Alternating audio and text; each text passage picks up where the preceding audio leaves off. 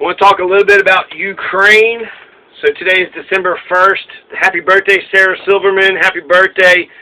I forgive Sarah Silverman for admitting that she said it was okay for Louis C.K. to jerk off in front of him. She also had that joke. We need to talk about the elephant masturbating in the room. So happy birthday, Sarah Silverman. Happy birthday, Pablo Escobar. Happy birthday, Richard Pryor. Richard Pryor, of course, was the star of the Richard Pryor movies.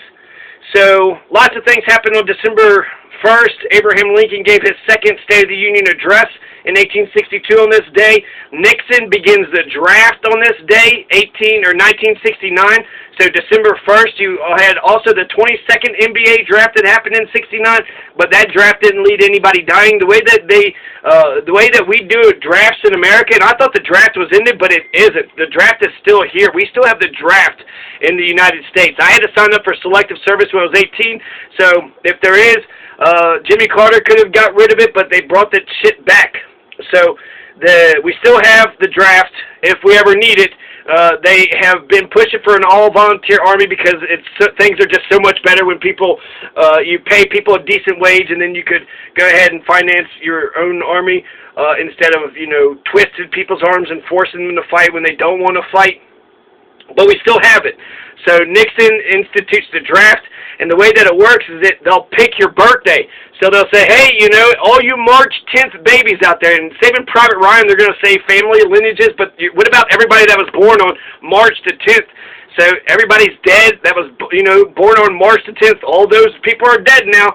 So I don't know. It just seems like a crazy way when you think about, okay, here's a whole bunch of American people. Who's going to go fight?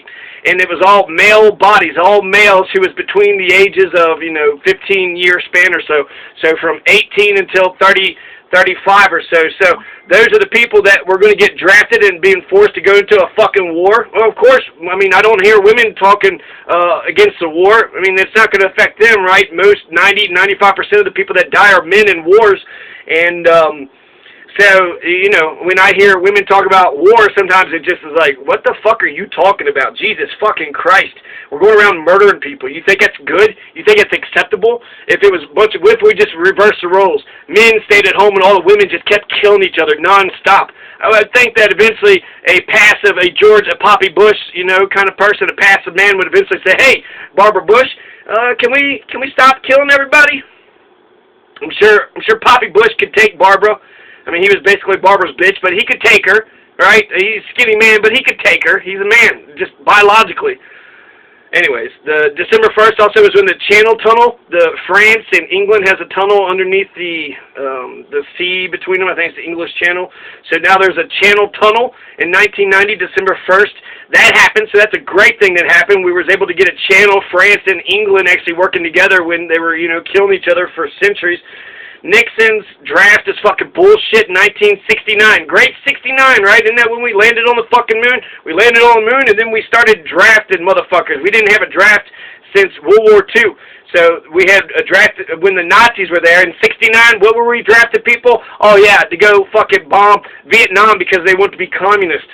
So what the fuck are we doing? Muhammad Ali is going to eventually stand up against the draft, and good for him. Good for him.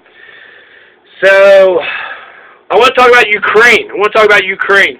So there's something that had happened in December 1st with Ukraine. What happened with Ukraine on December 1st was they elected for themselves to be an independent nation.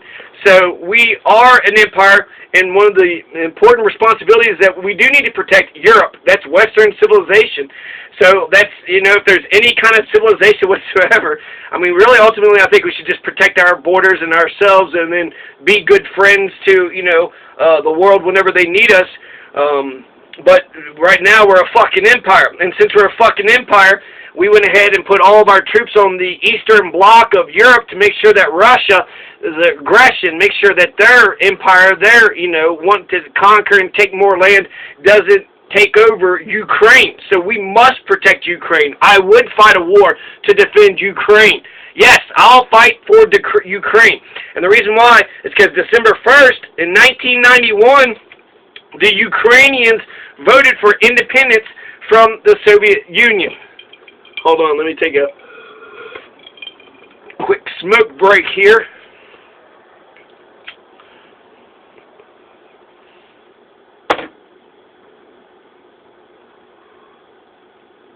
So the problem with Ukraine right now, there is no problem with Ukraine. The problem is that Russia keeps on invading Ukraine, and so we've had to finance Nazis in Ukraine just to save Ukraine. So Ukraine, they want to be their own nation. When Ukrainians think about themselves, they don't say we're Russians. They say we're Ukrainians. It was an occupation. The Soviet Union was dominating and just standing over top of all these different nations. Czechoslovakia, East Germany. The Berlin Wall is going to fail. So slowly but surely, the Soviet Empire is going to disintegrate. And then 1991, after the Ukrainian vote for independence, and they overwhelmingly voted for independence, you're going to see the entire Soviet Union dissolve. You're going to Boris Yeltsin, and then Belarus, and then Kravchuk, Verhona, Rada, I don't know, a bunch of these fucking people get together, and then December 26, 1991, because of the Yeltsin-Belovezha Accords, the Soviet Union dissolves. So by 1992, there is no Soviet Union. That happened in 1991, and it happened right after the Ukrainian election. So the Ukrainian, the nation of Ukraine, which also has Ina Shevchenko and all the feminine women come from, you know, Ukraine, beautiful women in Ukraine. I think of Ukrainians as Ukrainians, not Russians. There were some ethnic Russians, but even the majority of ethnic Russians voted to declare themselves independent. There were 6 presidential candidates. All of them wanted independence. All of them wanted freedom for the Ukrainian people. So when the referendum of whether or not the Ukrainian people wanted to have a country for themselves called Ukraine, a sovereign nation that cannot be invaded by Russia or China or Africa or Germany or any other country, 92% of the Ukrainians approved the referendum. They approved the Declaration of Independence that Verkhovna Rada had written a couple months prior. So Verkhovna, the Declaration of Independence, does this resonate with any of you Americans? The Declaration of Independence, the Ukrainians, so we should protect the Ukrainians. When it looks at the numbers, 84% of the electorate, most of the people came out to vote for this referendum. 32 million voters. 32 million voters voted to declare Ukraine independent and free. So 32 million voters is a lot of fucking voters. And that's, if you just think about it comparatively, in Colorado, we got 5.6 million people in Colorado. In Florida, there's 21 million people in Florida. In Alabama, there's 4.9 million. So combined Florida and Alabama and Colorado, and that's how many Ukrainian people there were in 1991 voting in favor of independence. 84% of the electorate had voted in favor of the thing, so just overwhelming numbers. It was like 92%, 84% of the electorate, so that's including people that stayed home, that had voted for it. So 92% of all the people that went out to vote, 92% said yes. 32 million people said yes. During Abraham Lincoln's time, we only had 31 million Americans, so that would be bigger. Ukraine was a bigger nation than the United States was during Abraham Lincoln's time. So Boris Yeltsin concedes the election. Okay, Ukraine, you can be your own country. They pull out. The Russians pull out. Gorbachev writes a letter saying, I want a union of sovereign states. So they're saying, oh, shit, we're about to lose every fucking thing. So immediately sending an olive branch, you know, sending out a dove, a warm line of friendship there. So, hey, you know, let's have a union of sovereign states. Sorry you didn't like our oppression, but now that you're your own country, you want to be our friends. And England would do the same thing. I can't believe we got a relationship with our fucking oppressors, UK, and French. I can't believe Haiti fucking cares about the French. What the fuck, oppressors? Is that the only thing that motherfuckers know how to love is oppressors? Are you that Stockholm Syndrome abused that you must love your oppressors and not give a flying fuck about anybody else? In the Soviet Union, Ukraine was the second biggest country behind Russia in the Soviet Union. So even the ethnic Russians voted yes to get the fuck out, Ukrainians overwhelmingly. So I would defend the way that the world is set up today. If Russia wants to invade Ukraine, well, that's one sovereign nation invading another sovereign nation. That's a Hitler, Germany invading a Poland or a Czechoslovakia or the Bohemian lands, right? So you want to go to the Sudeten lands, the Bohemian lands, the Czech Republic. You want to invade the Czech? No, you can't invade another nation. You can't go into it. No, Russia, you can't. You stay right there. Countries will act in their own self-interest.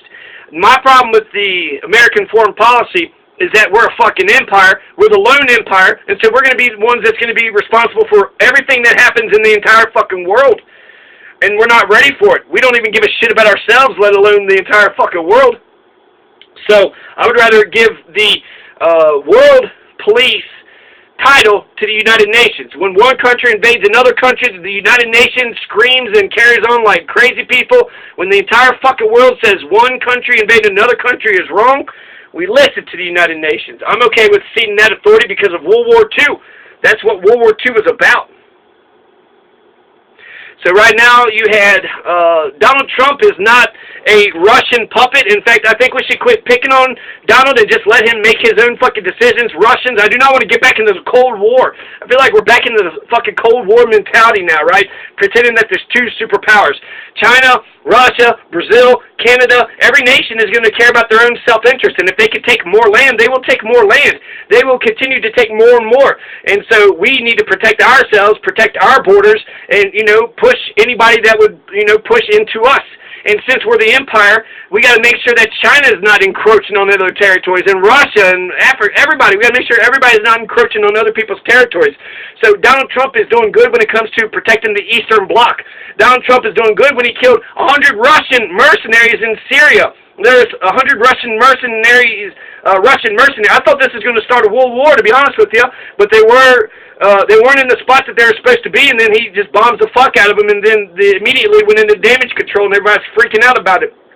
So he killed 100 Russians. Yeah, how can you be in Russia's pocket when you're fucking murdering Russians by the bushel? And then with the Ukrainian versus Russia conflict, he's always been on the right side with Ukraine. So Russia and America, there's those flybys. It always seems like there's some sort of friction that's going on. But just draw a line in the sand. There's where you stand. Here's where we stand. And we're just going to stay right here, okay? No, nobody's going into anybody's country. We're just saying this is where we are. These are our laws. That's where you are. Those are your laws. And so I think that we should just back off of Donald with the whole Russia Gate shit. Yeah, he did business and shit. He probably is friendly. But what is bad with having a friendly relationship with foreign leaders? If you have a friendly relationship with foreign leaders, you get more shit out of them. That's a good thing, right? We fucking blasted Obama for saying he wants to talk to North Korea, to talk to the dictators. Hillary was like, oh, he don't know what he's doing.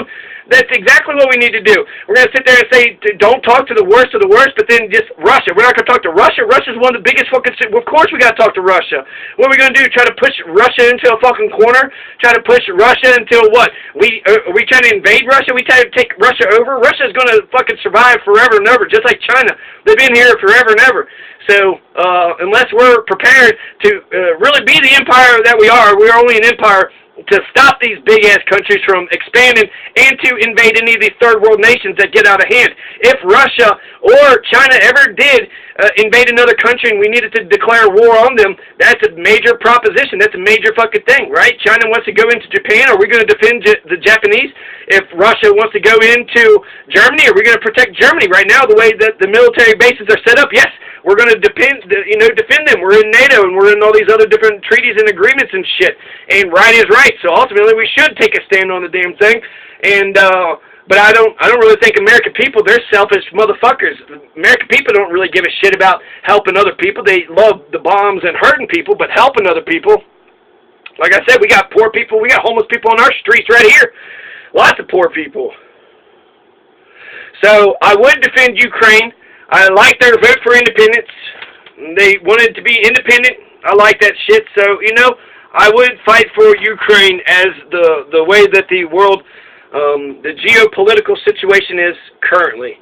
Other things that happened in December 1st is what? What else happened? The Channel Tunnel was built December 1st. Nixon institutes the draft December 1st, 1969, December 1st. And then Abe does the Second State of the Union. You have the Pinwheel. Nickelodeon begins December 1st, 1977.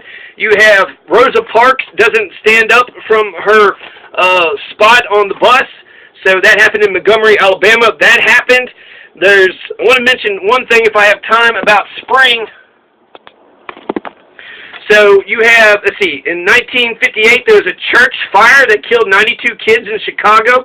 December 1st, 58. December 1st, 1959, Cold War. There's an Antarctic treaty that says that Antarctica is a scientific preserve and all military is banned. That happened in 1959.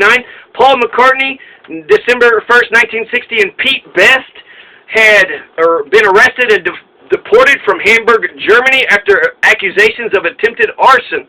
That happened December 1st, 1960. 1969, the first draft lottery. Nickelodeon begins their cartooning in December 1st, 1977. December 1st, World's AIDS Day. So we need to talk about AIDS. That happened in 1988. So the United Nations recognized that AIDS was a pandemic when Reagan and Poppy Bush didn't give a shit about it. The thing I know about AIDS is that you could get it through blood, you could get it through sexual transfusion, so when it comes to, but not touch or spit. Maybe a ton of spit. I don't think any spit. I don't think you can get it from any kind of spit whatsoever. Or touching. You cannot touch anybody. You definitely can't get it from touch. And spit, I don't know. I mean, the sexual fluids seems like if you could get it through fluids, you might be able to get it through spit. But maybe because it's going straight to your anal cavity, it's all moist, and your pee hole, your urethra, I don't know. Okay, so I need to know more about AIDS. So 1989, there was an attempted coup d'etat in the Philippines.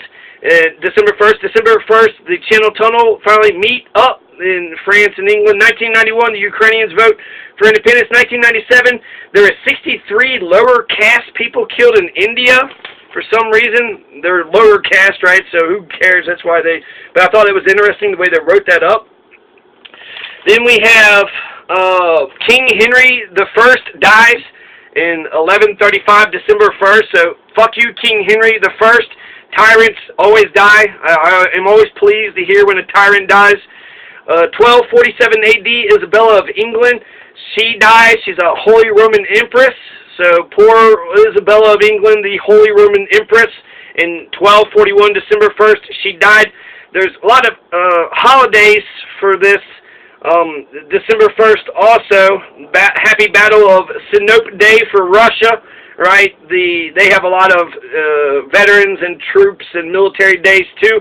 Farmers Day in Ghana, Good Neighborliness Day in Turkmenistan, the Dam Rong Rajan Yuhab Day in Thailand, Freedom and Democracy Day in Chad. Happy Freedom and Democracy Day. Fucking fantastic. We don't even celebrate freedom and democracy here. First President's Day in Kazakhstan. The Great Union Day. Romania and Transylvania became one nation in 1918. They celebrate December 1st as the Great Union Day. Military Abolition Day in Costa Rica, December 1st, 1948. President Jose Ferrer had abolished the military after he won the Civil War. So President Jose Ferrer of Costa Rica, December 1st, 1948, abolished the military. It can be done. So instead of spending money on the military, he instead spent money on security, education, and culture. Myanmar celebrating the National Day. Republic Day is being celebrated by the Central African Republic. Rosa Parks Day, that's here for us. Restoration of Independence Day. Self-Governance Day, Iceland. Teachers Day in Panama. The World AIDS Day. And the World Without Art. To celebrate AIDS, the way the United Nations wants to celebrate AIDS is that these museums all close and there's no art. So they try to deprive everybody of art. And without art, I mean, this is what it makes you feel. I guess, I don't know, it's a good solidarity thing, and it is. I mean, AIDS is pretty dark. So we need to stop the proliferation of AIDS. Charlemagne judges the accusations against Pope Leo III in the Vatican. 800 AD, December 1st. Is that true? Do we even know that's the day? And why the fuck is that something notable? So 1640 AD, he judges accusations against Pope Leo III in the Vatican. So Pope Leo III was accused of something in the Vatican, and then Charlemagne was like, you know what? I'm going to judge this. And that's a fucking historical note. 1640 AD, the end of the Iberian Union. Portugal gets their own king December 1st, 1640. So Spain and Portugal divorced, like the Czechoslovakia divorced into the Czech and Slovak republics under the Velvet Revolution. 1768, Fredensborg slave ship sinks off of Troy-Moya in Norway. So a slave ship sunk December 1st, 1768. 1824, AD, electoral debate, no majority victor. So in a presidential election, John Quincy Adams versus Andrew Jackson, there was no majority victor. Bill Clinton is going to win by plurality. He only won by plurality. There was no majority victor when he ran in the Electoral College. But in 1824, what they said, since there was no majority victor, then the election, the Electoral College did not choose a president, and now the choice goes to the House of Representatives. The 12th Amendment says if the Electoral College doesn't pick one, that it goes to the House. Then the House is going to go ahead and pick John Quincy Adams because of the corrupt bargain that Henry Clay and John Quincy Adams made. So John Quincy Adams is a much better president than Andrew Jackson. So in a way, I'm glad that he was sabotaged, but Andrew Jackson won the popular vote. This is the first election when a president is going to lose the popular vote but win the presidency. John Quincy Adams wins 1824 electoral debacle. So he won the presidency from that. John Quincy Adams, all the John Adamses were really anti-slavery. So I very much respect him for that. 1828 AD, there is an attempted Argentine coup d'etat, and that starts the Decembrist Revolution. So Juan Lavalle attempts a coup d'etat against Manuel Dorrego. In 1834 AD, there was Cape Colony abolished slavery. So slavery was abolished in Cape Colony before America abolished slavery. America didn't abolish slavery for 30 more years, so Cape Colony was on their game. So they abolished slavery, 1834. For some reason I wrote Bukovina for some reason, so I just want to say their name just in case they were a good person, so to bring back their essence and their energy. 1865, Shaw University becomes the oldest black college founded. So the first black college, Shaw University.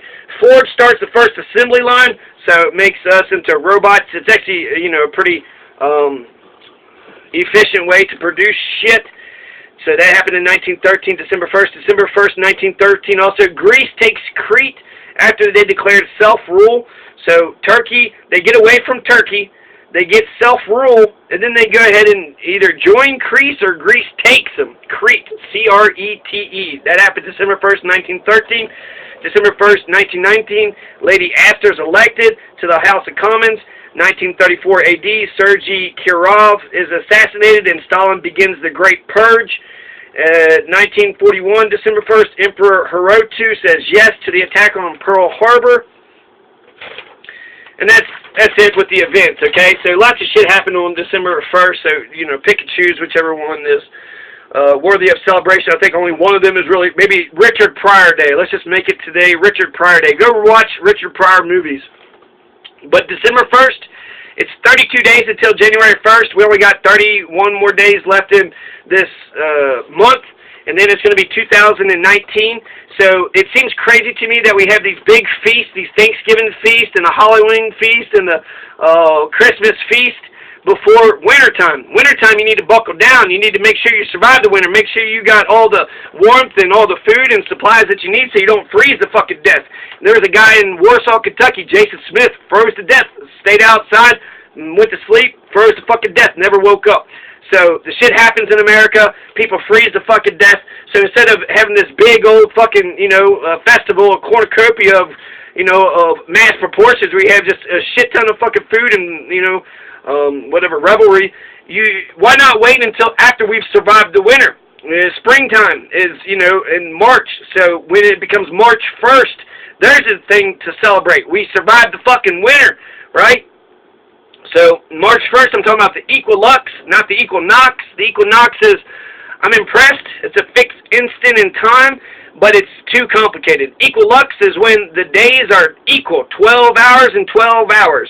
And that, an equinox happens in different places and different times, but that is important to me. When is it 50-50? When is it 12 hours of daylight and 12 hours of night? Sometime in March. So, not in January, not in February, and definitely not in December. So, having these big-ass fucking parties before, it doesn't make any sense. It's, Imbolc, and you have all these traditions. You have all these Groundhog's Day. And St. Patty's Day is because of the spring and Easter. So, they have all these things that has to do with the seasons. That's all this, I guess that's the reason why. So it's a season time, but it just should be, okay, Christmas is the coldest day, it's the shortest day, so typically coldest, and it's going to get warmer and warmer and warmer. And then summertime is the hottest, and then it's going to get colder and colder and colder after that. So that means we're on our way to getting colder and colder and colder. And then Christmas is going to happen, and it's going to get warmer and warmer and warmer. So it's a turning point. Groundhog Day is the midpoint between the winter and springtime. So Groundhog Day is the midpoint, but we don't get to springtime until in March. So when it gets to March 1st, I'll celebrate. That'll be my Christmas day, March fucking 1st. So, yeah. I just wanted to mention that because 50% of the pilgrims died. 50% of the pilgrims died. 50% of the pilgrims that went to Plymouth Rock died. 100 of them were there for supposedly for religious freedom, and then out of the people that survived, only 6 or 7 of them were sane. So everybody else went fucking crazy. Everybody else lost their fucking minds, and they were cannibalizing each other, and they were just fucking nuts. So 50% of the pilgrims died because they tried to colonize new lands in the winter. That makes no sense. You should colonize new lands in the spring and the summertime, unless it's, you know, a occupied land and you need to do some George Washington shit and just start killing a bunch of Germans on Christmas Day, all right? If you need to do some surprise shit like that, then maybe that's important. But you got to plan better, pilgrims. I mean, shit. Right? I don't know. What the fuck do I know? Maybe I'm wrong.